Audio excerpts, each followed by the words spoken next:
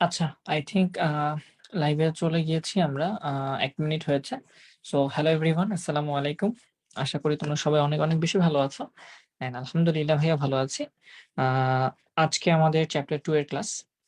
Chapter 2 এর আরেকটি class এবং গত ক্লাসে তোমরা জানো টুইস্টেড পেয়ার কেবল অ্যান্ড হচ্ছে আমাদের ফাইবার অপটিক কেবল, এই দুটো কেবল সম্পর্কে আমরা পড়াশোনা করেছিলাম এবং কিছু কি পয়েন্ট আমি তোমাদের লিখে দিয়েছিলাম। ওই কি পয়েন্ট গুলো আমাদের মেইনলি লাগে। এই কি পয়েন্ট গুলোই পড়তে হবে। এক্সট্রা অনেক কিছু পড়া যায়। তো আমরা সামনে আরেকটু যাবো, আরেকটু পড়ার চেষ্টা করব। আজকে আমরা ওয়্যারলেস কিছু কমিউনিকেশন মিডিয়াম যেটা আছে সেটা একটু দেখার চেষ্টা করব। সো সবাই জয়েন করে ফেলো। আমি দেখতে পাচ্ছি সবাই জয়েন করছো আস্তে, আস্তে। সো যারা জয়েন করো নাই, আমি অপেক্ষা করছি। আমরা সবাই অপেক্ষা করছি। তোমরা জয়েন করে ফেলো। আর তোমরা জয়েন করলে আমরা আমাদের ক্লাসটা শুরু করতে পারবো। হ্যাঁ, আলহামদুলিল্লাহ আমি ভালো আছি। ওয়ালাইকুম আসসালাম।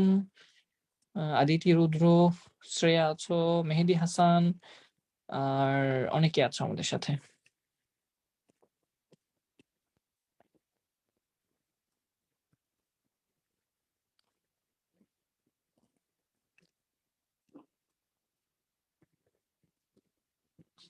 ওকে। সো এখনো যারা জয়েন করতে পারোনি, কাইন্ডলি একটু তাড়াতাড়ি জয়েন করে ফেলো। ২২ জন ২৩ জন হয়ে গেছে। আমার মনে হয় আমি আমার এক্সপেক্টেড অডিয়েন্স পেয়ে গেছি। আমি আমার ক্লাসটা শুরু করতে পারি। ৯:০৫ ও বেজে গেছে। কোনো প্রবলেম হলে মালিহা আমাকে জানাবে। মালিহা আছে আমাদের সাথে আজকে।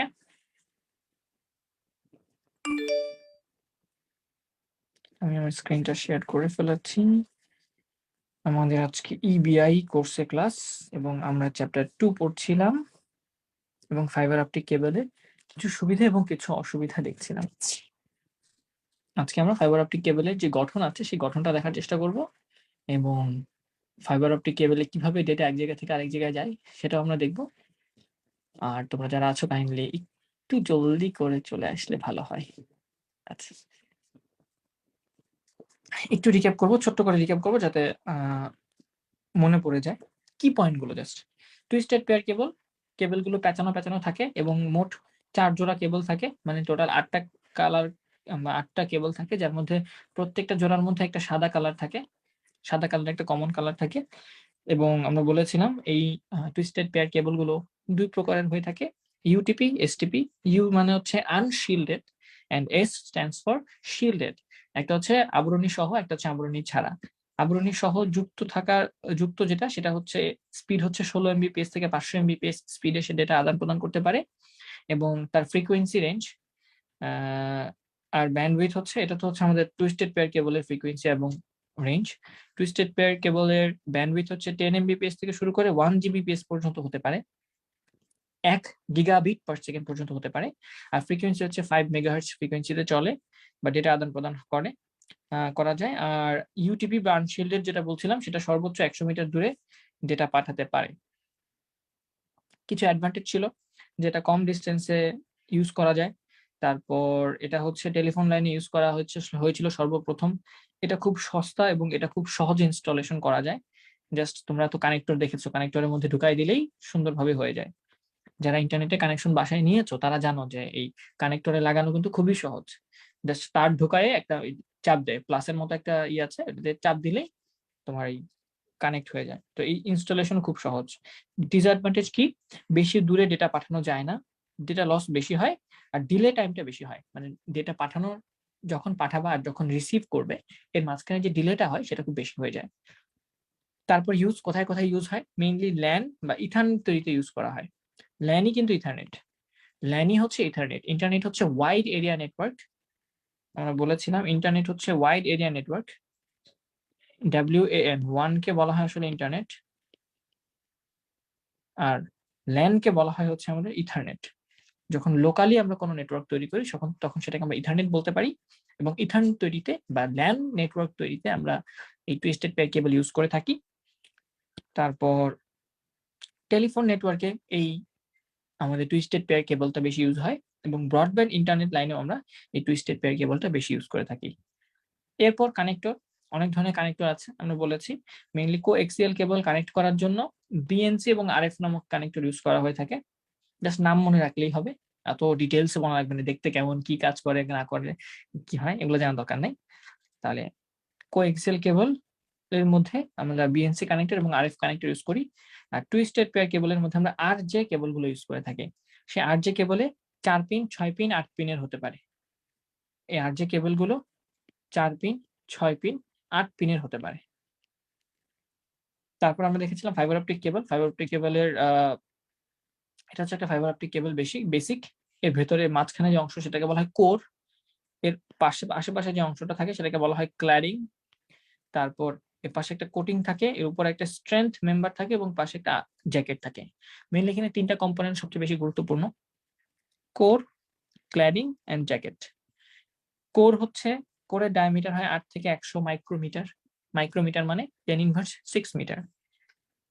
1 মাইক্রোমিটার মানে 10^6 মিটার।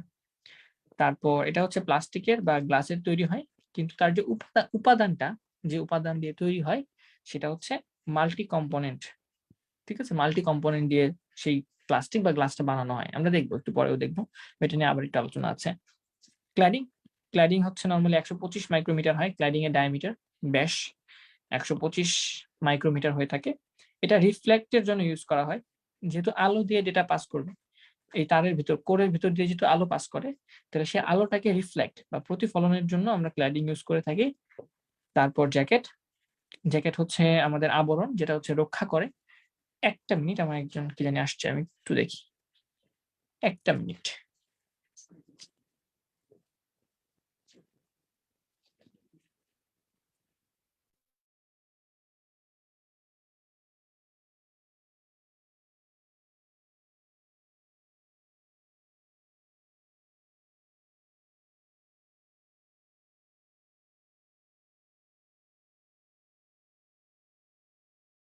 তো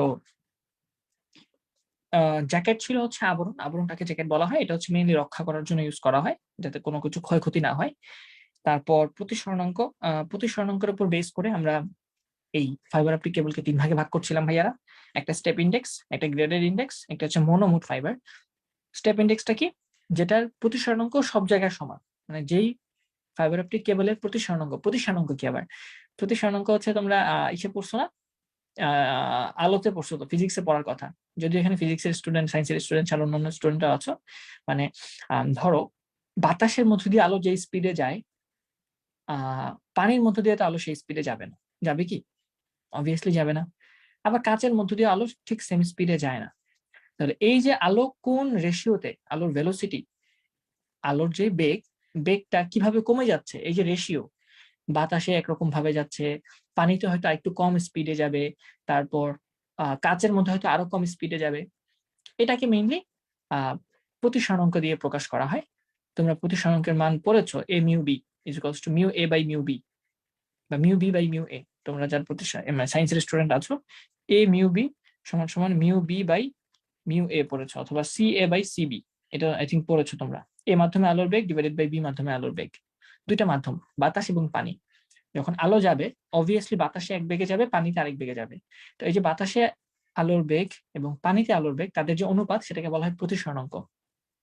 বা বাতাসের সাপেক্ষে পানির প্রতিসরণাঙ্ক। সো এই প্রতিসরণাঙ্কটা কিছুই না। প্রতিসরণাঙ্ক বেশি হওয়া মানে হচ্ছে সেটা বেশি ঘন, চিন্তা করতে পারো। প্রতিসরণাঙ্ক কম মানে হচ্ছে এরকম কিছু। যাই হোক, সো প্রতিসরণাঙ্কতার উপর ভিত্তি করে আমাদের এই ফাইবার অপটিক কেবলকে ৩ ভাগে ভাগ করা হচ্ছে: step index, graded index, monomode fibre. Step ইনডেক্সটা হচ্ছে যেই ফাইবার অপটিক কেবলের প্রতিসরণাঙ্ক সব জায়গায় সমান। প্রতিসরণাঙ্ক মিউটা সব জায়গায় সমান, ডায়ামিটারটা বেশি। সেটা হচ্ছে আমাদের স্টেপ ইনডেক্স, যেই ফাইবার অপটিক কেবলটা আছে সেটা। গ্রেডেড ইনডেক্স, গ্রেডেড ইনডেক্স কোনটা? যেখানে মিউটা সেম না। তার মানে ধরো একটা তার, এটার মাঝখানে কেন্দ্রে হচ্ছে প্রতিসরণাঙ্ক সবচেয়ে বেশি, তারপর আস্তে আস্তে আস্তে আস্তে যত বাইরে আসতেছে তত প্রতিসরণাঙ্ক কমতেছে। বা মাধ্যমটা ধরো পাতলা হচ্ছে এরকম, হ্যাঁ, ঘন মাধ্যম, পাতলা মাধ্যম। সো এই মিউটা সেম হবে না, এবং সেন্টারে এটার যে মিউটা সেটা সবসময় ম্যাক্সিমাম হবে। আর মনোমোড ফাইবার হচ্ছে এটা সিঙ্গেল ওয়েভলেন্থ আলো পাঠানোর জন্য।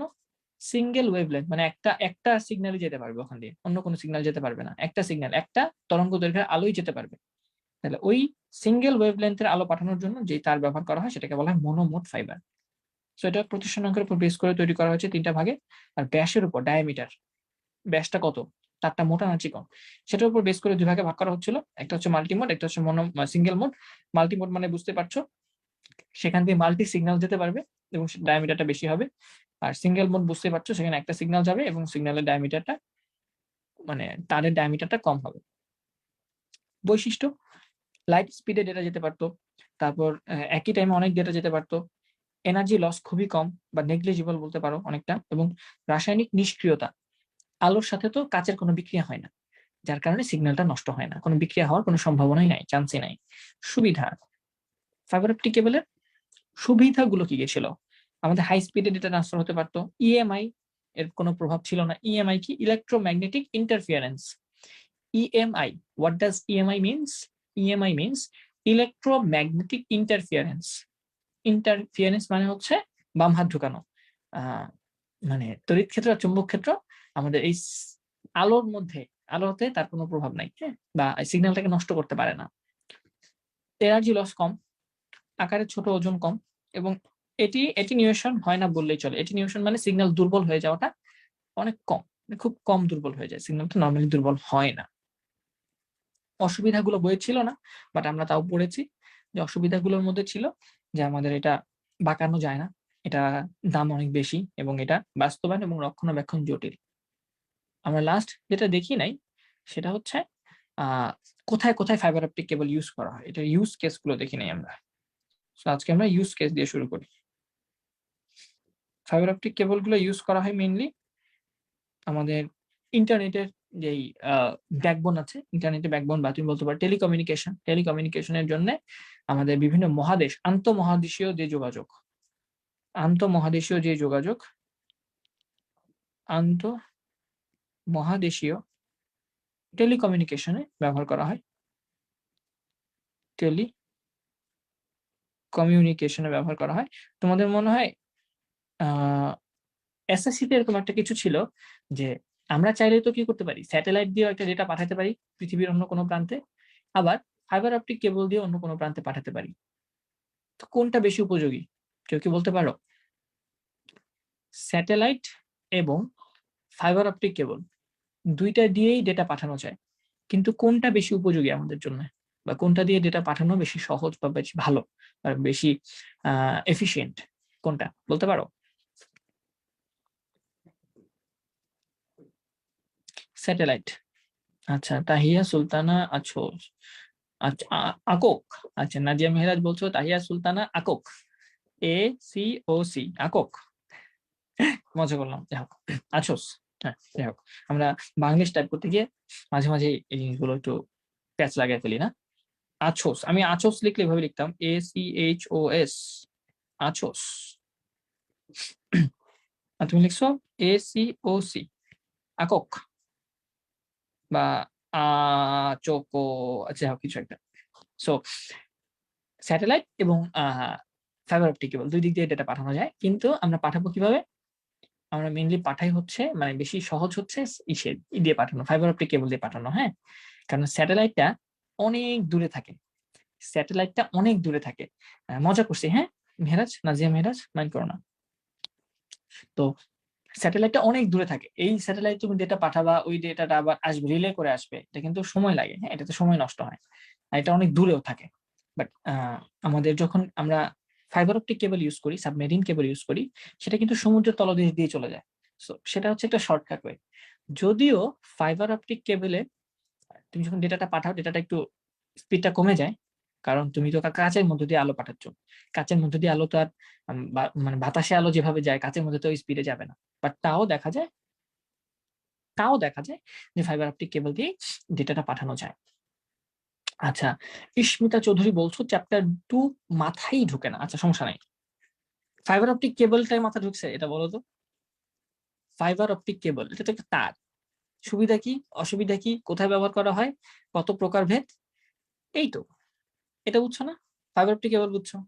তারপর এর আগে দেখাইছি টুইস্টেড পেয়ার কেবল, টেলিফোনের তার কত প্রকার, কি কি কোথায় ব্যবহার করা হয়, সুবিধা কি অসুবিধা কি, বুঝছো। এর আগে দেখাইছি ডিশের তার কোথায় ব্যবহার করা হয়, কত প্রকার, তারপর এটা সুবিধা কি অসুবিধা কি, বুঝছো। তারপর এর আগের দিন দেখাইছি টেলিফোনের তার, এর আগের দিন মানে টেলিফোনের তার পড়াইছি।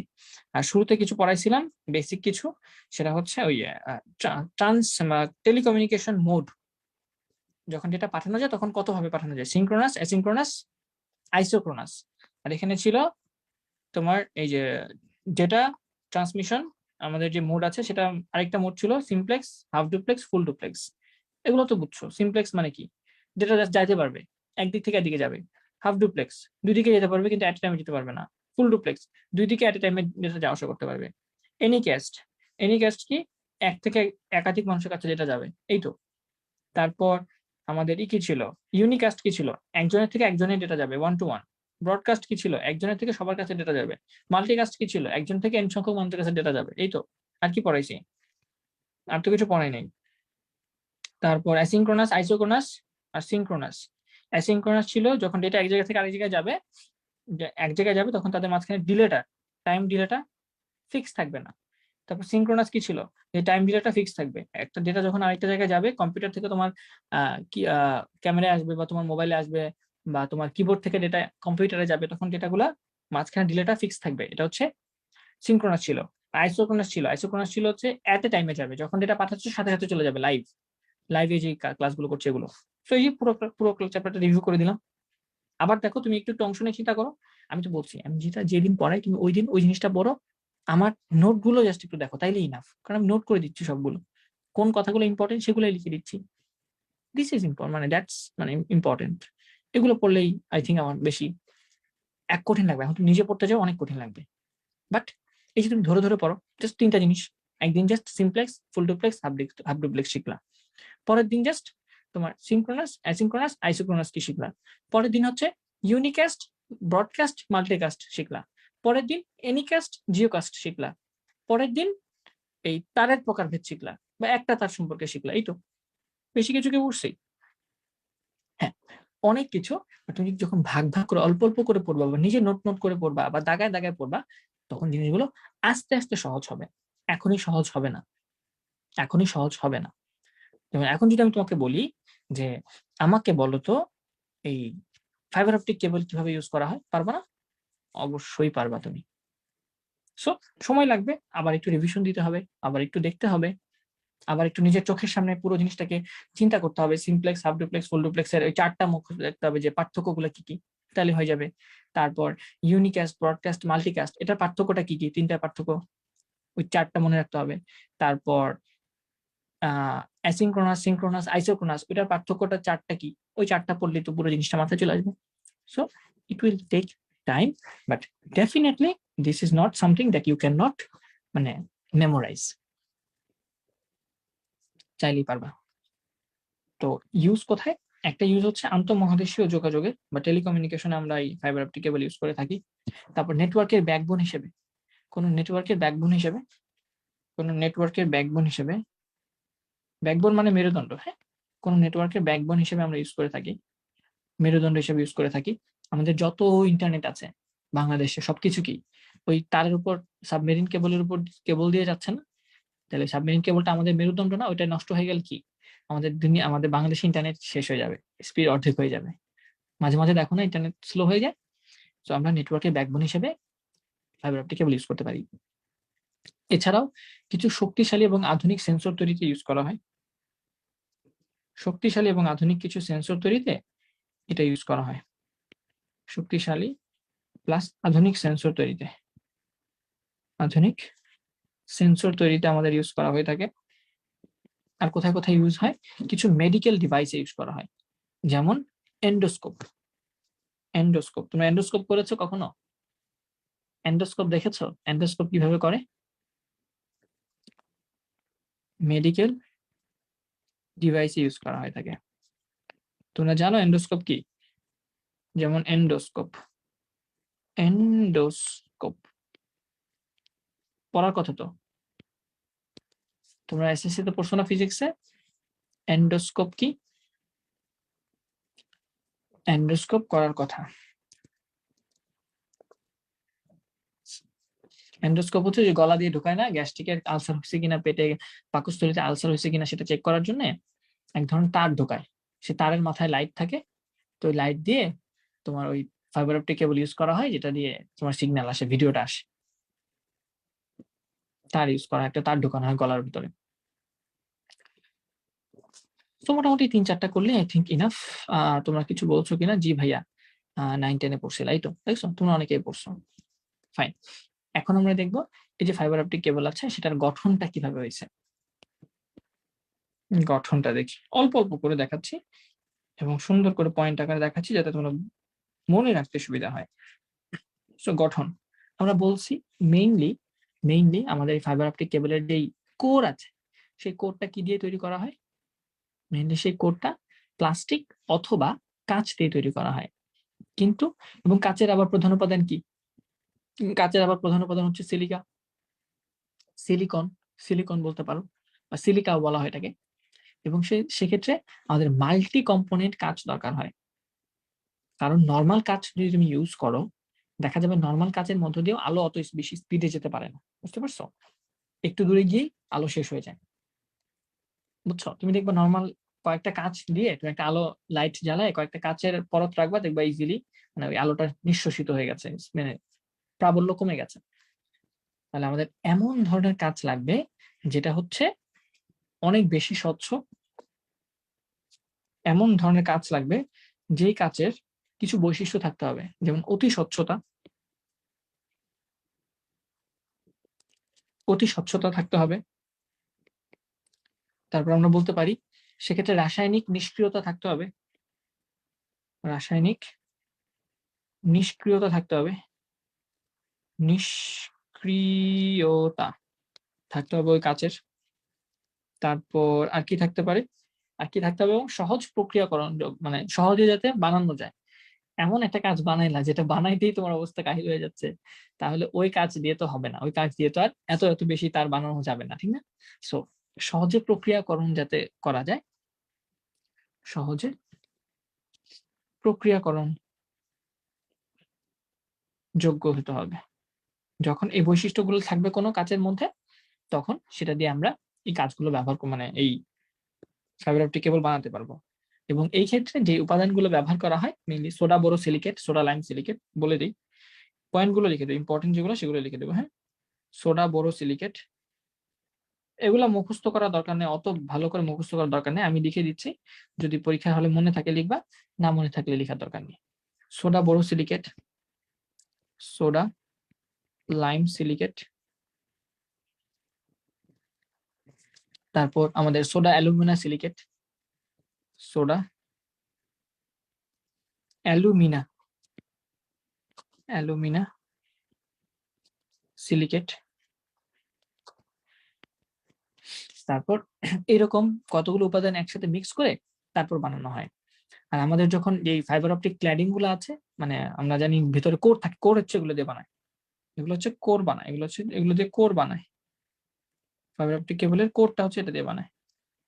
আর আমাদের যে ক্ল্যাডিং থাকে সেই ক্ল্যাডিংটাও নর্মালি হচ্ছে তোমার এরকম কিছু এই সেম টাইপের, কিন্তু একটু অন্যরকম বা বলতে পারো যেটা প্রতিসারণাঙ্ক আমরা একটু পরে দেখবো, প্রতিসারণাঙ্ক দিয়েও দেখবো, যেটা প্রতিসারণাঙ্ক একটু কম থাকবে, কারণ আমাদের পূর্ণ অভ্যন্তরীণ প্রতিফলন দরকার। আমি সেটাই আসতেছি, সমস্যা নেই। তো সেক্ষেত্রে আমাদের ক্ল্যাডিং হিসেবে প্লাস্টিক মেইনলি বেশি ব্যবহার করা হয়। কোর কোর হিসেবে কাজকে ব্যবহার করা হয়, আর ক্ল্যাডিং হিসেবে আমাদের প্লাস্টিককে বেশি ইউজ করা হয়। কারণ ক্ল্যাডিং এর কিন্তু তেমন কোনো ভূমিকা নাই। মেইন সিগন্যালটা যাবে কোরের ভেতর দিয়ে, আলোটা যাবে কোরের ভেতর দিয়ে। ক্ল্যাডিংটা হচ্ছে তাকে আলো প্রতিফলনে সাহায্য করবে। সো ক্ল্যাডিংটা তুমি যদি একটু কম দামিও বানাও বা প্লাস্টিক দিয়েও বানাও, তেমন কোনো ক্ষতি হয় না। এক্ষেত্রে এটা ক্ল্যাডিংটা পলিমার ফাইবার দিয়ে বানানো হয়। পলিমার ফাইবার দিয়ে, যেমন বলতে পারো মেথাক্রিলেট আছে, অ্যাক্রিলিক আছে, পলিস্টাইরিন আছে, এরকম বিভিন্ন ধরনের ফাইবার দিয়ে ওই তোমার ক্ল্যাডিংটা বানানো হয়। নাম লেখার দরকার নেই, এত ডিটেলস আসবে না। বা পলিস্টাইরিন, পলিস্টাইরিন সুতা, দেখো পলিস্টাইরিন সুতা বলে না, এই যে পলিস্টাইরিন কাপড় বলে না, কিছু কাপড় আছে দেখবা পলিস্টাইরিন বলে, বা তোমাদের মা খালারা জানবে পলিস্টাইরিন পলিস্টাইরিন বলে, পলিস্টাইরিন কাপড় বলে। তো ওই পলিস্টাইরিন টাইপের সুতো দিয়ে বা ফাইবার দিয়েই ক্ল্যাডিং বানানো হয়। পলিস্টাইরিন, পলিস্টাইরিন, আরো কিছু কঠিন কঠিন নাম আছে, হ্যাঁ, যেমন মেথাক্রিলেট, মেথাক্রিলেট বা অ্যাক্রেলিক। হ্যাঁ, অ্যাক্রেলিক কোথায় নাম শুনছো মনে বলতে পারো? Acrylic, acrylic painting, acrylic painting maybe না, রেইনবো অ্যাক্রেলিক পেইন্টিং, তারপরে আরো কিছু কিছু রঙের মধ্যে এটা অ্যাক্রেলিক কথাটা ইউজ করা হয় থাকে। সো মেইনলি এগুলো হচ্ছে একটা পলিমার, বুঝতে পারছো? পলিমার, রং হচ্ছে এক ধরনের পলিমার, বুঝতে পারছো? তো এরকম অ্যাক্রিলিক টাইপের পলিমার গুলো ইউজ করা হয়। সো যেটা বললাম যে ভাইয়া কোটটা মেইনলি কাঁচ দিয়ে তৈরি করা হয় এবং ক্ল্যাডিংটা মেইনলি প্লাস্টিক দিয়ে তৈরি করা হয়। আর এরা কিভাবে কাজ করে সেটা আমরা একটু এক্সপ্লেন করছি। তো এটা হচ্ছে গঠনটা বললাম। এখন আমরা দেখব কিভাবে ডেটাটা ট্রান্সমিট হয়। ডেটা ট্রান্সমিশন আমরা এখন দেখব। এই ছবিটা আসে, আমরা আমার আমার মনে আছে যখন আমি প্রথম আমরা পরীক্ষা দিছি, তখন আমাদের পরীক্ষায় এই কোশ্চেনটা আসছিল, মানে কলেজের পরীক্ষায়, যে কিভাবে, নাকি বোর্ডের পরীক্ষা মনে আসছিল, যে কিভাবে ফাইবার অপটিক কেবল দিয়ে ডেটা এক জায়গা থেকে অন্য জায়গায় যায় সেটা বর্ণনা করো। এবং আমার মনে আছে আমি সেটা দিছিলাম, আমার মনে আছে আমি সেটা দিছিলাম, বুঝছো? তো মেইনলি এক্ষেত্রে আমাদের একটা সেন্ডার থাকে, মানে একটা যন্ত্র থাকে যেটা হচ্ছে তোমার সিগন্যালটাকে পাঠাবে, একটা যন্ত্র থাকে যেটা হচ্ছে সিগন্যালটাকে পাঠাবে। এরকম একটা বক্স বা যন্ত্র চিন্তা করতে পারো, যে যন্ত্র থেকে সিগন্যালটা বের হবে, এবং এটা হচ্ছে সেই তার চিন্তা করতে পারো, এটা হচ্ছে আমাদের সেই তার, যে তার দিয়ে মেইনলি ডেটাটা যাবে। ছোট করে আঁকি, বড় করে আঁকার দরকার নেই। এবং এখানে ডেটাটা রিসিভ হবে, একটা যন্ত্রের মধ্যে ডেটা রিসিভ হবে। আর এই তারের চারপাশে কি থাকে? ক্ল্যাডিং থাকে, তার চারপাশে ক্ল্যাডিং থাকে, ঠিক আছে? মেইনলি মাঝখানটা হচ্ছে কোর, আর দুই পাশেরটাকে আমি ক্ল্যাডিং বলছি। মাঝখানে অংশটাকে হচ্ছে কোর, মাঝখানে অংশটাকে কোর বলা হয়, আর দুই পাশের এই যে নীল কালার যেটা, এটা এগুলোকে বলা হয় ক্ল্যাডিং, ক্ল্যাডিং। তো যখন এখান থেকে এই মেশিনটা থেকে যেটা পাঠানো হয়, আলো হিসেবে পাঠানো হয়, ডেটাকে আলো হিসেবে পাঠানো হয়। এবং এই ক্ষেত্রে আমি একটু চিকন করে নিই, এটা হচ্ছে সে অক্ষ, চিন্তা করতে পারো, এটা হচ্ছে সে অক্ষ। যখন আমি ডেটাটা পাঠাবো তখন ডেটাটা এভাবে যাবে, এভাবে গিয়ে প্রতিফলিত হবে।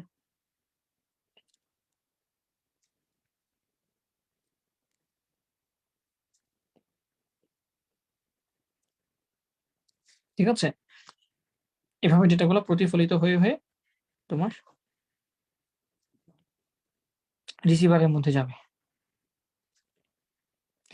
তো যখন ডেটা পাঠানো হচ্ছে, যখন ডেটাকে পাঠানো হয়, যখন ডেটাকে পাঠানো হয় তখন এটাকে এনকোডেড করা হয় বা মডুলেট করা হয়। এনকোডার পড়ছি না, মনে আছে তোমাদের? তোমাদের কি মনে আছে এনকোডার পড়েছিলাম আমরা? এনকোডার এবং ডিকোডার চ্যাপ্টার কোথায়? চ্যাপ্টার 3 তে পড়েছিলাম আমরা এনকোডার এবং ডিকোডার। এনকোডার কি করে? এনকোডার কি করে এবং ডিকোডার কি করে বলো? এনকোডার হচ্ছে এনকোড করে ডেটাকে, বা আমাদের ভাষাকে কম্পিউটার ভাষায় কনভার্ট করে। আর ডিকোডার হচ্ছে কম্পিউটারের ভাষাকে আমাদের ভাষায় কনভার্ট করে। তো যখন তুমি ডেটাকে পাঠাবা, যখন তুমি ডেটাকে পাঠাবা তখন হচ্ছে তোমার যে ডেটাটা আছে সেই ডেটাটাকে মডুলেট করে, হ্যাঁ, বা কেটে গেল কেন? ক্লাসটা কি কেটে গেল না ঠিক মতো আছে? দেখি তো, মনে হচ্ছে কেটে গেল। না, আছে তো। আচ্ছা, তাহলে যখন তুমি ডেটাটা পাঠানোর চেষ্টা করছো তখন যে ঘটনাটা ঘটে যে আমাদের ডেটাটাকে এনকোডেড এনকোডেড করে ফেলা হয়। মানে এটাকে, যে ডেটাটা পাঠাবো সেটাকে আমি ওই কম্পিউটার ভাষায় কনভার্ট করে ফেলবো।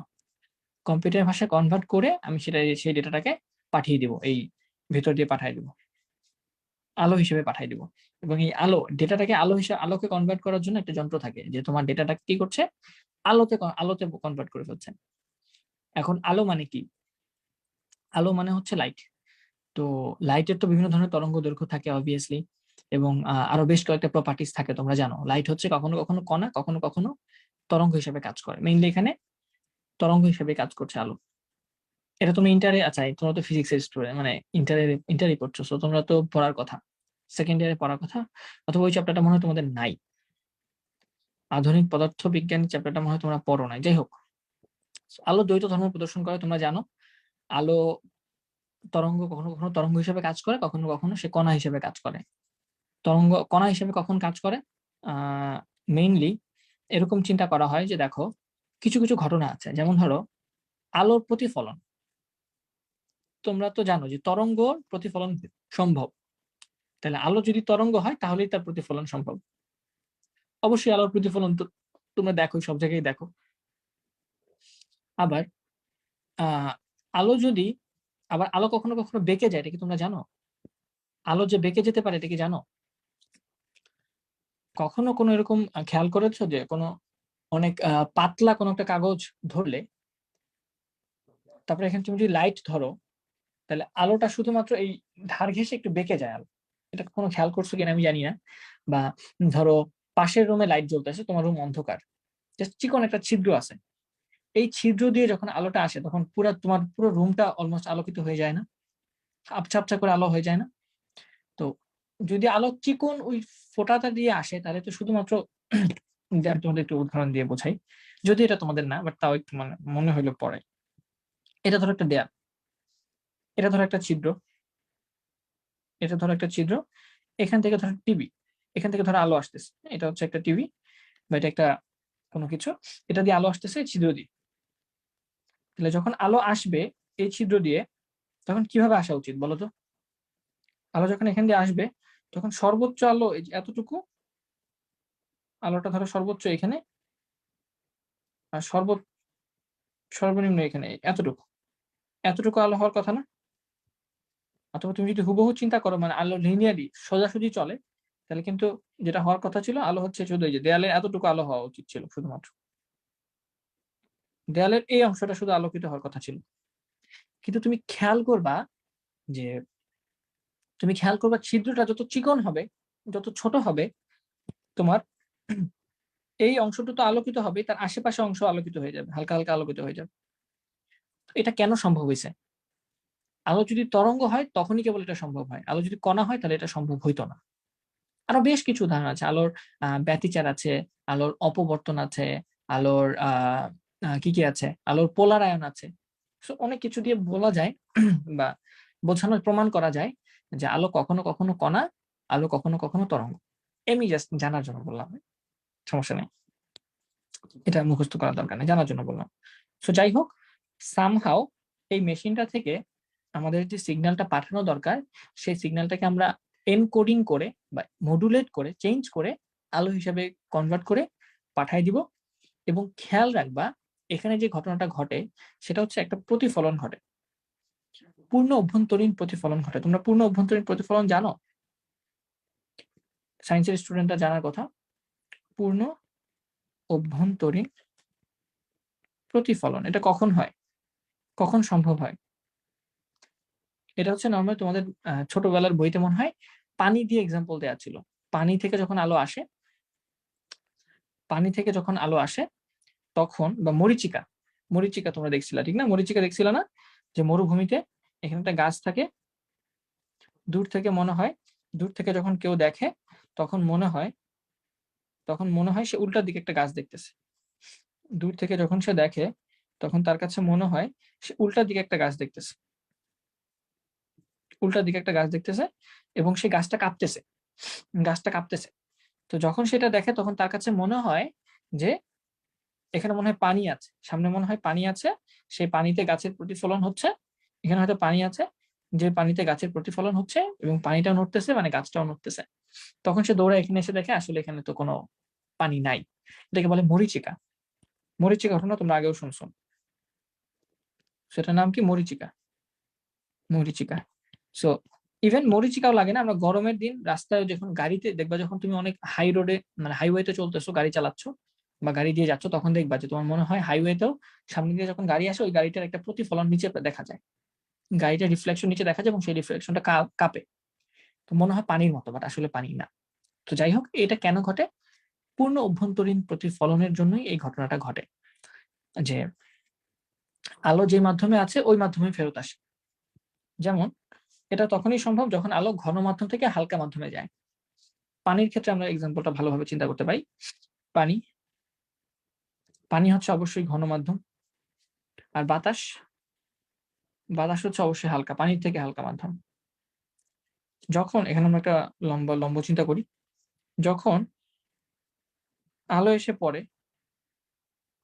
ভেতর থেকে, পানির ভেতর থেকে যখন আলো এসে পড়ে তখন দেখা যায় যে আমরা জানি হালকা মাধ্যম থেকে ঘন মাধ্যম থেকে হালকা মাধ্যমে গেলে কি হয়? আলোক রশ্মি অবিলম্ব থেকে দূরে সরে যায়। এটা জানো না তোমরা? জানো। ধরো এটা হচ্ছে আপতন কোণ আই, এটা হচ্ছে আপতন কোণ আই।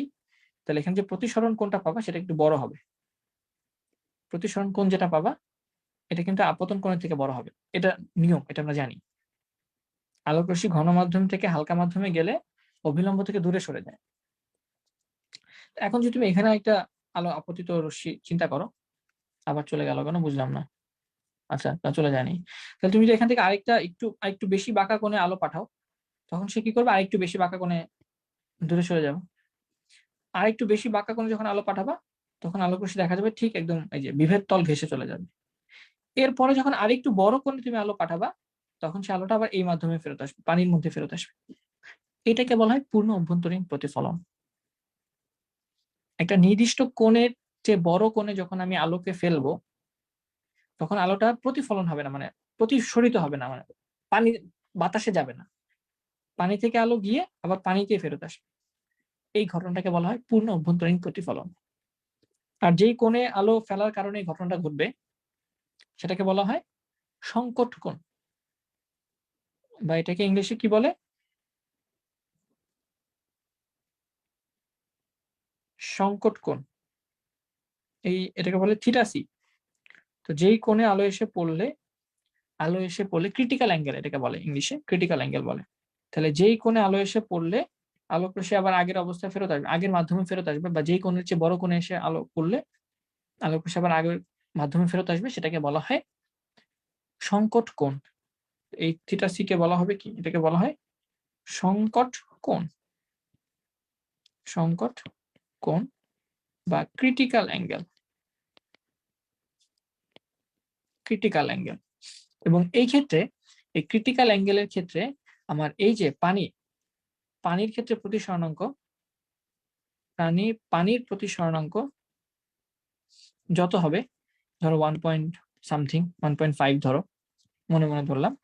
বাতাসের প্রতিসরণাঙ্ক যেটা হয় সেটা কম হয়। বাতাসের প্রতিসরণাঙ্ক 1 হয়।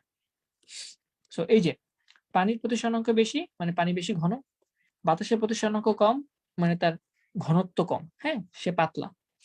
যখন পানি বা আলো ঘন মাধ্যম থেকে হালকা মাধ্যমে যায় তখন আগের মাধ্যমে ফিরে আসার একটা টেন্ডেন্সি আছে, যে একটা নির্দিষ্ট কোণে যখন আলো এসে পড়বে তখন সেটা আবার আগের মাধ্যমে ফেরত আসবে। ওই নির্দিষ্ট কোণটাকে কি বলে? থিটা সি বা সংকট কোণ বা ক্রিটিক্যাল অ্যাঙ্গেল। এবং ঘন মাধ্যম বলতে বুঝি আমি প্রতিসরণাঙ্ক বেশি, তার মধ্যে আলোর বেগ কম। হালকা মাধ্যম মানে প্রতিসরণাঙ্ক কম, তার মধ্যে আলোর বেগ বেশি। এটা একটু এক লাইনে বলে দিই। মাধ্যম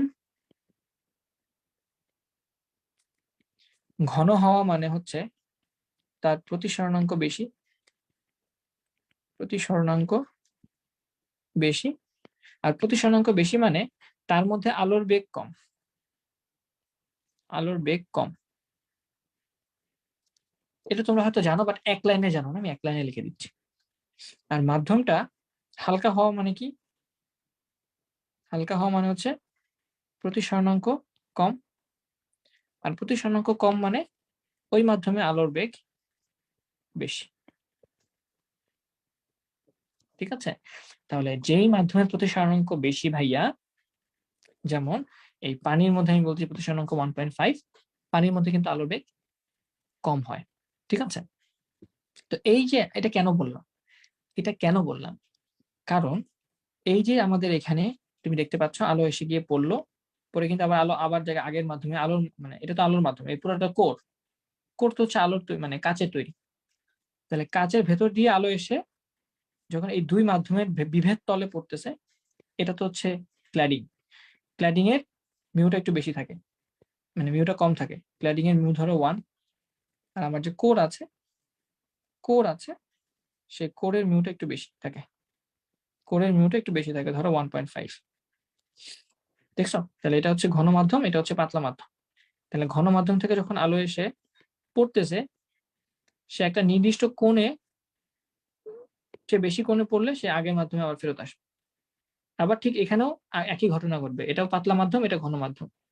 তো এই যে আলো ঘন মাধ্যম থেকে পাতলা মাধ্যমে যাওয়ার চেষ্টা করছে, কিন্তু ওই যে নির্দিষ্ট একটা কোণ, এই কোণটা হচ্ছে অ্যাঙ্গেল, মানে এই মিউ দিয়ে কন্ট্রোল করা হয়। হ্যাঁ, যে মিউয়ের মান দিয়ে কোণটাকে কন্ট্রোল করা হয়, যে কত ডিগ্রি কোণের চেয়ে বেশি কোণে পড়লে এই পূর্ণ অভ্যন্তরীণ প্রতিফলন ঘটবে। তো এখানে এখানে একটা পূর্ণ অভ্যন্তরীণ প্রতিফলন ঘটতেছে, আবার এখানে একটা পূর্ণ অভ্যন্তরীণ প্রতিফলন ঘটতেছে, আবার এখানে একটা পূর্ণ অভ্যন্তরীণ প্রতিফলন। তো এইভাবে পূর্ণ অভ্যন্তরীণ প্রতিফলনের মাধ্যমেই আলো এক জায়গা থেকে আরেক জায়গায় যাচ্ছে। এবং এই যে আমরা বলতেছি পূর্ণ অভ্যন্তরীণ প্রতিফলনের মাধ্যমে এক জায়গা থেকে আরেক জায়গায় যাবে, এই ক্ষেত্রে এই যে একটা প্রতিফলন, জাস্ট একটা পূর্ণ অভ্যন্তরীণ প্রতিফলন হচ্ছে, এই একটা পূর্ণ অভ্যন্তরীণ প্রতিফলনের মধ্যেই আমাদের সিগন্যালটা প্রায় 10 কিলোমিটার দূরত্ব অতিক্রম করে ফেলতে পারে। কথা কি বুঝছো? জাস্ট একটা পূর্ণ অভ্যন্তরীণ প্রতিফলনে যে দূরত্বটা, এটা প্রায় 10 কিলোমিটারের সমান, অলমোস্ট 10 কিলোমিটারের সমান। সো বুঝতেই পারতেছো যে যখন আমরা এইভাবে ডেটা পাঠাবো, তখন অনেক দূরে দূরে ডেটা পাঠানো সম্ভব। তোমাকে বুঝতে পেরেছো? যদি না বুঝে থাকো আবার বলো, আমি আবার বোঝাবো, কোনো সমস্যা নেই। কোন জিনিসটা বোঝো না সেটা বলো, বোঝার কথা। তোমরা মোরলেস সবাই এগুলো পড়ে আসছো, ক্লাস 8 মনে হয় এটা আছে, আমার যতটুকু মনে পড়ে, জানি না, থাকতে পারে। পূর্ণ অভ্যন্তরীণ প্রতিফলন, আলো যে মাধ্যমে থেকে যাচ্ছে ওই মাধ্যমে ফেরত আসে। এবং পূর্ণ অভ্যন্তরীণ প্রতিফলন একটা উদাহরণ তো দিলাম, আমি বললাম তো যে মরিচিকা একটা ব্যাপারটা। তাহলে আলো কাঁচের মধ্য দিয়ে যখন প্লাস্টিকে যাওয়ার চেষ্টা করতেছে, তখন সে আবার কাছে ফেরত আসতেছে, আবার এখান থেকে প্লাস্টিকে যাওয়ার চেষ্টা করতেছে, কাছে ফেরত আসতেছে, কাঁচ থেকে প্লাস্টিক, কাছে ফেরত আসতেছে, কাঁচ থেকে প্লাস্টিক, কাছে ফেরত আসতেছে। এইভাবে প্রতিফলন হতে হতে হতে হতে সে রিসিভারের কাছে গিয়ে পৌঁছায়। আর রিসিভার যখন ডেটাকে রিসিভ করে, তখন সে ওই ডেটাটাকে আবার ডিকোড করে, ডিকোড করে তখন সে ওইটা আগের ডেটাটাকে উদ্ধার করে।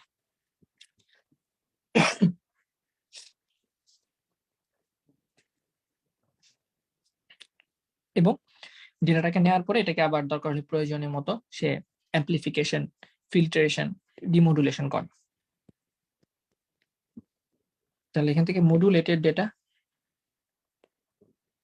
বা এনকোডেড ডেটা পাঠানো হয়, আর এখান থেকে ডেটাকে রিসিভ করে এটাকে আবার ডিমোডুলেট করা হয়, ডিমোডুলেট বা ডিকোড করা হয়। ঠিক আছে, তারপর এর সাথে সাথে অ্যাম্প্লিফিকেশনও করা যেতে পারে, অ্যাম্প্লিফিকেশন করে সিগন্যালটাকে বড় করে নেয়। মাইক হচ্ছে অ্যাম্প্লিফায়ার, কথা বলি আসতে, মাইকে শব্দ হয় জোরে। এখানে যে কাজটা করা হয় থেকে বলা হয় অ্যাম্প্লিফিকেশন। কিছু ফিল্ট্রেশনও করা যেতে পারে। ফিল্ট্রেশন মানে যেটার মধ্যে যে নয়েজটা হয়, সেই নয়েজটা রিমুভ করার চেষ্টা করা হয়।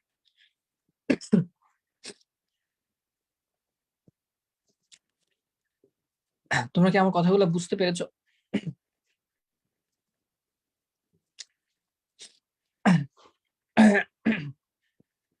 আচ্ছা, আমি একটু পানি খেয়ে আসি, হ্যাঁ? আমার চোখ দিয়ে পানি বের হয়ে যাচ্ছে। গলার মধ্যে সমস্যা হচ্ছে। আমি একটু পানি খেয়ে আসি, ১ টা মিনিট।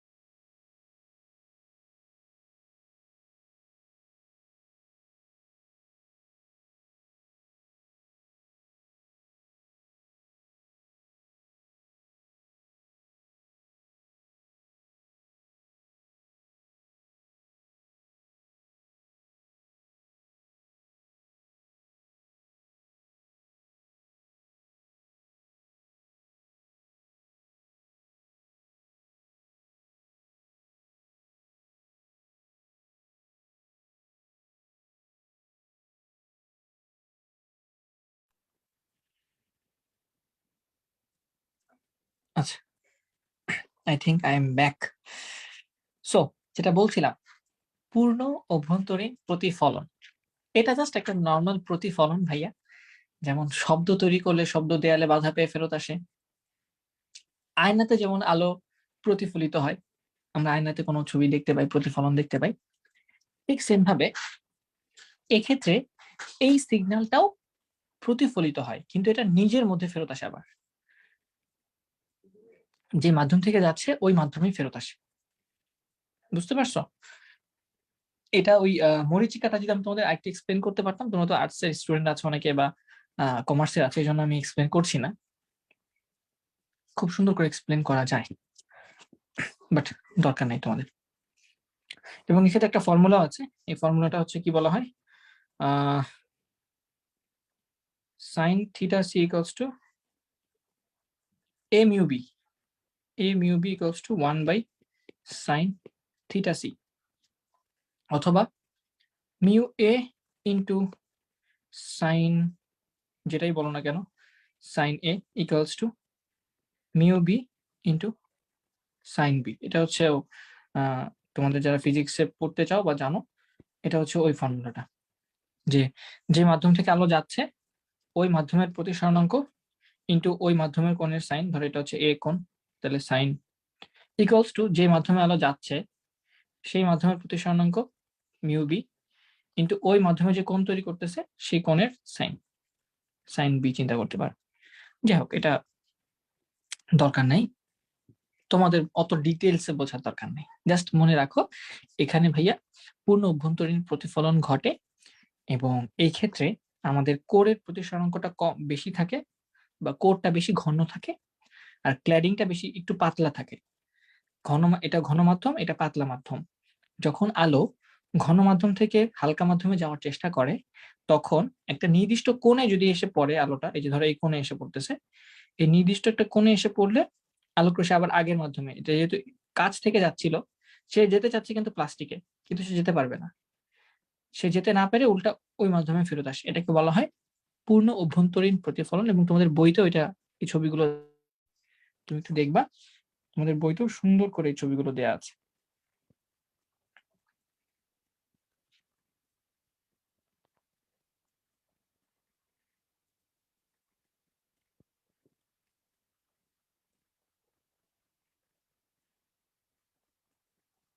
এই যে বইতেও এই জিনিসগুলো কিন্তু দেয়া আছে, দেখছো? ক্ল্যাডিং, কোর, ক্ল্যাডিং এ কোরের আমাদের যে মিউ বা প্রতিসরণাঙ্ক সেটা 1.5, আর ক্ল্যাডিং এর সেটা 1 ধরা হয়েছে। এই আলোক রশ্মি দেখো যখন সবুজ ভাবে যায় তখন আলো ওই যে ক্ল্যাডিং এ চলে যেতে পারে, এদিক দিয়ে আলো এসে পড়লে প্লাস্টিকে চলে যেতে পারে, প্রতিসরিত হয়। আবার যখন কমলা কালারের আলো এসে পড়ে তখন সে একদম বিভেদ তল ঘেঁষে চলে যায়।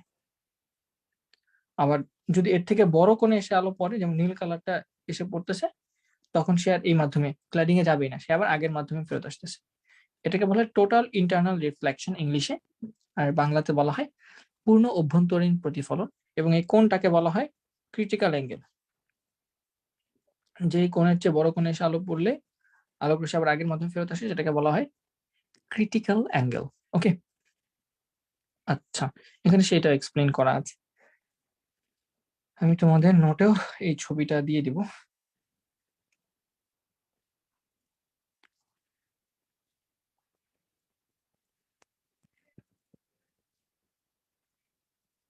এখন যদি তোমাকে কেউ কিছু জিজ্ঞাসা করে যে ঘন মাধ্যমের প্রতিসরানাঙ্ক বেশি না কম, বলতে পারবে না?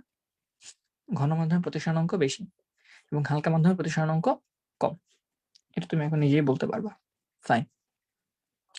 নেটওয়ার্কের ব্যাকবোন বা ব্যাকবোন হিসেবে আমরা জানি এই কেবলটা ইউজ করা হয়ে থাকে। এবং কোথায় কোথায় ইউজ করা হয় সেটা তো বলছি, আর তেমন কিছু বলার নাই। এখানে বিশাল একটা চার্ট আছে, এই চার্টটা দেখলে পুরো জিনিসটা আমরা এতদিন যা পড়লাম পুরো জিনিসটা তোমার চোখের সামনে চলে আসবে। Coaxial cable, twisted pair cable, fibre optic cable. Coaxial কেবলের দুই প্রকার, thin net, thick net. Twisted pair cable দুই প্রকার, STP, UTP. Fibre optic cable দুই প্রকার, সিঙ্গেল মোড, মাল্টি মোড। আরেকটাও ছিল, ওইটা দেওয়া হয়নি। কত দূরে ডেটা পাঠানো যেতে পারে, রেঞ্জ দেয়া আছে। তারপর কোথায় কোথায় ব্যবহার করা হয় এবং স্পিড কত, সেটাও বলা আছে। তারপর সর্বোচ্চ, এটা দরকার নাই, এই ছকটা দরকার নাই। বিএনসি কানেক্টর ইউজ করা হয়, এটাকে 10 বেস 2 বলা হয়। তারপর এগুলো দরকার নেই, এগুলো দরকার নেই। তারপর এসটিপি ইউটিপি থেকে দাম টাম বেশি, মূল্য টুল্য এটা জানতে পারো। সুবিধা এটাও দেখতে পারো, অসুবিধা এটাও দেখতে পারো। তো এই পুরো চারটা যদি একবারে পড়ো, আমার মনে হয় আর তেমন কিছু দরকার হবে না। সর্বোচ্চ সংখ্যায়, যেমন এই ছকটা বাদ দিয়ে দিলাম, এটা দরকার নেই। আবার মাঝখান এটাও দরকার নেই। বাট বাকি ছকগুলো তুমি চাইলে একটু কষ্ট করে মনে রাখতে পারো, যার মধ্যে এটা হয়তো একটু কঠিন লাগতে পারে, ব্যবহার আর ডেটা প্রবাহের হার। বাট আদার দ্যান দিস, আমার মনে হয় যে পুরো ছবিটা একবারে তোমাদের চোখের সামনে চলে আসতে পারবে। ঠিক আছে। ওয়্যারলেস কমিউনিকেশন মিডিয়াম, আমরা ওয়্যার্ড কমিউনিকেশন পড়ছি, এখন আমরা দেখব ওয়্যারলেস এর মধ্যে কি কি আছে। সো ওয়্যারলেস মানে বুঝতে পারতেছো যে তার ছাড়া যে মিডিয়াম গুলো আছে সেটা। এবং আমি যদি আবার একটু পেছনে ফেরত যাই, ওয়্যারলেস মিডিয়ামটাতে ফেরত যাই, যে আমরা যা পড়াইছিলাম, ওয়্যারলেস মিডিয়ামকে কয় ভাগে ভাগ করা যায়। এই যে ওয়্যারলেস মিডিয়ামকে 3 ভাগে ভাগ করা যায়, আমরা দেখেছিলাম। একটাকে বলছিলাম রেডিও ওয়েভ, যেটার ফ্রিকোয়েন্সি কত থেকে কত হার্টজ সেটা বলে দিয়েছিলাম। মাইক্রোওয়েভ, সেটা ফ্রিকোয়েন্সি কত থেকে কত হার্টজ সেটাও বলে দিয়েছি। ইনফ্রারেড, এক ধরনের তরঙ্গ, সেটার ফ্রিকোয়েন্সি কত থেকে কত হার্টজ সেটাও বলে দিয়েছি। রেডিওর মধ্যে এফএম এএম আছে। এফএম মানে অ্যামপ্লিটিউড মডুলেশন, এফএম মানে ফ্রিকোয়েন্সি মডুলেশন, এটা বোঝার দরকার নাই। তারপর মাইক্রোওয়েভের মধ্যে মেইনলি সবচেয়ে ইম্পর্টেন্ট আমরা ব্লুটুথ ইউজ করি, এটা মাইক্রোওয়েভের একটা এক্সাম্পল। আমরা ওয়াইফাই ইউজ করি, এটা মাইক্রোওয়েভের একটা ইম্পর্টেন্ট এক্সাম্পল। আমরা ওয়াইম্যাক্স ইউজ করি, এটাও মাইক্রোওয়েভের একটা example. WiMAX, Bangla lion WiMAX, তোমরা অনেকের নাম হয়তো শুনে থাকবে। তো এই তিনটা টেকনোলজি আর সাথে সাথে স্যাটেলাইট, এই টেকনোলজিগুলো নিয়ে আমরা আজকে আলোচনা করব সামনে। মেইনলি এই ওয়্যারলেস হচ্ছে, যখন এই মিডিয়ামে যখন আমরা তথ্য আদান প্রদান করে থাকি, মেইনলি আমরা তড়িৎ চুম্বকীয় তরঙ্গ ব্যবহার করি। এই ক্ষেত্রে ইলেকট্রোম্যাগনেটিক ওয়েভ আমরা ইউজ করি। ওয়্যারলেস কমিউনিকেশনে আমরা ইলেকট্রোম্যাগনেটিক ওয়েভ ইউজ করে থাকি। এবং ইলেকট্রোম্যাগনেটিক ওয়েভ হচ্ছে আমাদের যে তরঙ্গ আছে, সেই তরঙ্গের একটা স্পেকট্রাম। আমরা যে তরঙ্গ ইউজ করি সেই তরঙ্গের একটা স্পেকট্রাম। আশেপাশে অনেক ধরনের তরঙ্গ থাকে, তোমরা জানো। যেমন কিছু কিছু তরঙ্গ আছে যেটা আমাদের চোখে ধরা পড়ে, সেটা আমরা দেখতে পাই, যেটা কালার হিসেবে আমরা চিনি। যেমন তুমি কোনো কিছু লাল দেখতে পাও, এটা মানে কি জানো? এটা মানে ওই বস্তু থেকে যে তরঙ্গটা বের হচ্ছে, ওই তরঙ্গের একটা নির্দিষ্ট রেঞ্জ তোমার চোখে ধরা পড়ছে। আবার কিছু কিছু আলো আছে যেটা আমরা চোখে দেখতে পাই না, যেমন রিমোটের এই লাইটগুলো। রিমোটের এই লাইটগুলো কি তুমি চোখে দেখতে পাও? এটা তুমি চোখে দেখতে পাও না, এটাকে বলা হয় ইনফ্রারেড লাইট। ইনফ্রারেড তরঙ্গ এখান থেকে বের হচ্ছে।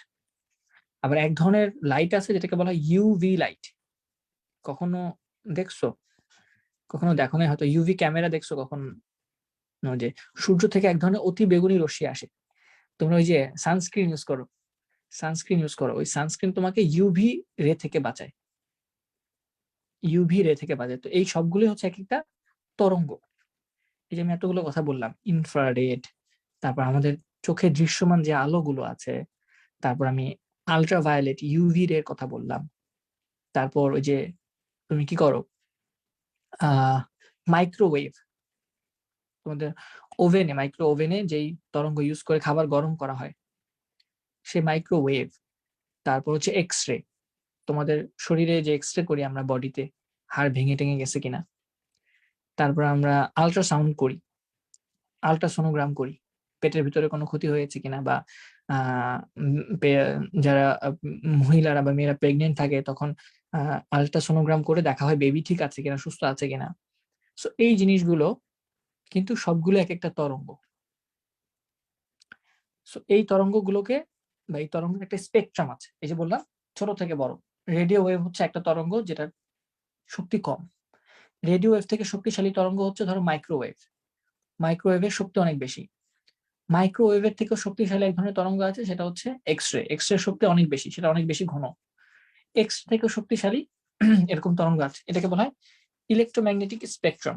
তোমরা ফিজিক্সে পড়ছো, চ্যাপ্টার 6 এ যারা পড়ছো আমি দেখাই দিই। ইলেকট্রোম্যাগনেটিক স্পেকট্রাম,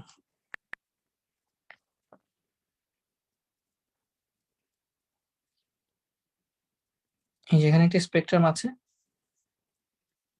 এই ছবিটা বোঝা যাচ্ছে কিনা জানি না আমি,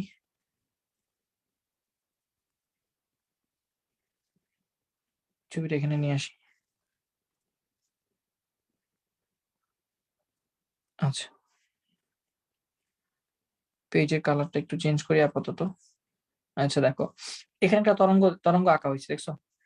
এখানে একটা নীল কালার দিয়ে এখানে একটা তরঙ্গ আঁকা হয়েছে, যেখানে এই তরঙ্গটা খুব সহজ, মানে খুব কম, দেখো এটা খুব পাতলা পাতলা দূরে দূরে, মানে এটা শক্তি কম।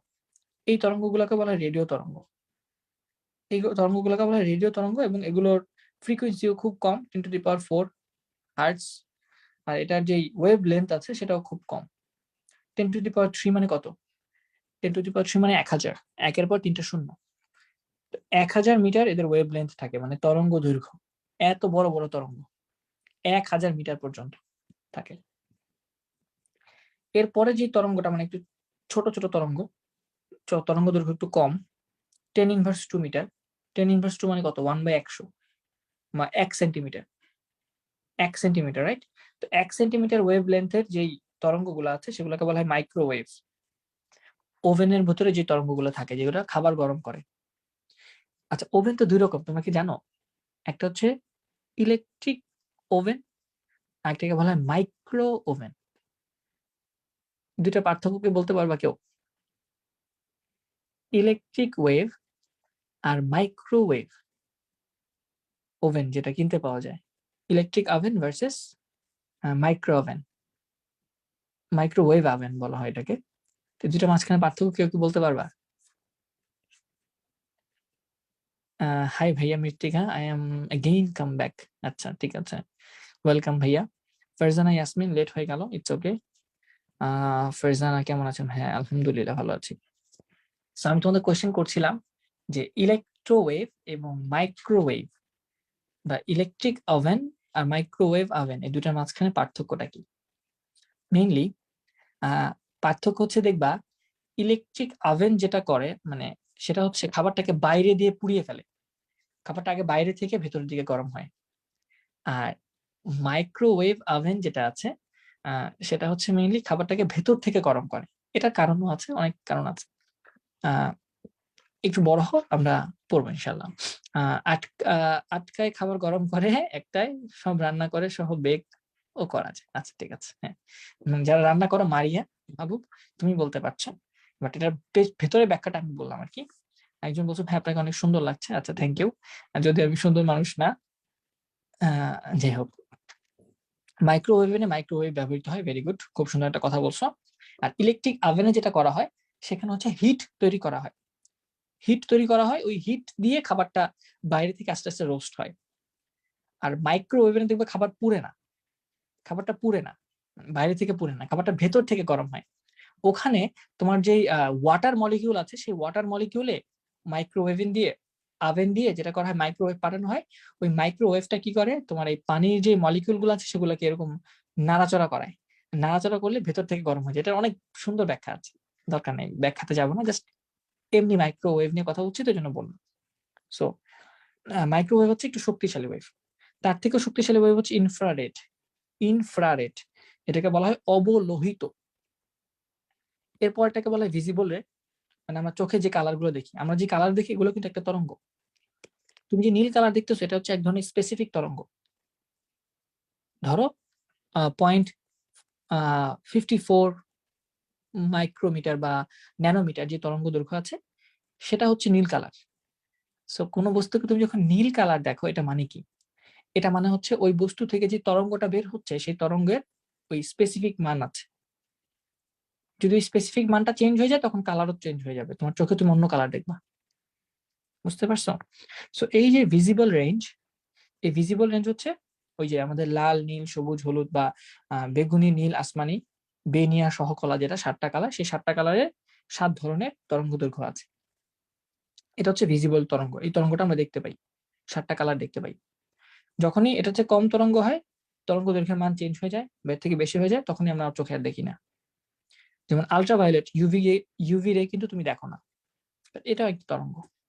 এক্স রেও তুমি চোখে দেখো না, গামা রেও তুমি চোখে দেখো না।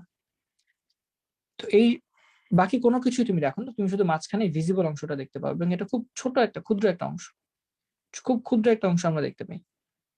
বুঝছো? সো আচ্ছা, যাই হোক, হ্যাঁ সারাফি, তোমার কথা শুনতে পেয়েছি ভাই আমি, তোমার কথা আমার কাছে পৌঁছিয়েছে, ধন্যবাদ তোমাকে অনেক। সো এটা কেন বললাম, ইলেকট্রোম্যাগনেটিক ওয়েভ পড়াচ্ছিলাম। সো এই ইলেকট্রোম্যাগনেটিক ওয়েভ দিয়েই মেইনলি তোমার এই কমিউনিকেশন গুলো করা হয়, ওয়্যারলেস কমিউনিকেশন গুলো, যেটা আমরা তারবিহীন বলছি, তারবিহীন কমিউনিকেশন। এবং এই ক্ষেত্রে সিগন্যাল পাঠানোর জন্য এবং রিসিভ করার জন্য অ্যান্টেনা ইউজ করতে হয়। তোমরা জানো অ্যান্টেনা দরকার হয়, এবং সেই অ্যান্টেনা গুলো এক অনেক রকম হয়। অ্যান্টেনা ইউজ করা হয়, এবং 2 ধরনের অ্যান্টেনা আছে। এক ধরনের অ্যান্টেনা তোমার ডেটা ট্রান্সমিট করে, আরেক ধরনের অ্যান্টেনা হচ্ছে ডেটা রিসিভ করে। একটাকে বলা হয় ট্রান্সমিটার, একটাকে বলা হয় রিসিভার। তাহলে অ্যান্টেনা ইউজ করা হয় 2 ধরনের, একটাকে আমরা বলি ট্রান্সমিটার এবং আরেকটাকে আমরা বলি রিসিভার।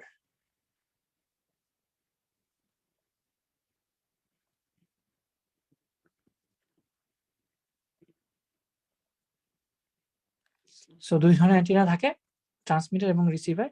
এবং এছাড়াও অ্যান্টেনার প্রকারভেদ আছে। 2 রকমের অ্যান্টেনা পাওয়া যায়। একটাকে বলা হয় ডিরেকশনাল অ্যান্টেনা, একটাকে বলা হয় ওমনি ডিরেকশনাল অ্যান্টেনা। একটাকে বলা হয় ডিরেকশনাল অ্যান্টেনা, আরেকটাকে বলা হয় ওমনি ডিরেকশনাল অ্যান্টেনা।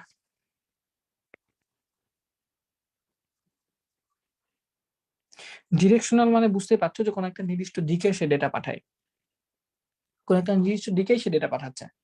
আর ওমনি ডিরেকশনাল মানে সে চতুর্দিকে ডেটা পাঠায়। আমরা দেখব ডিরেকশনাল এবং ওমনি ডিরেকশনাল, যদি এক্সাম্পল দেখতে চাই,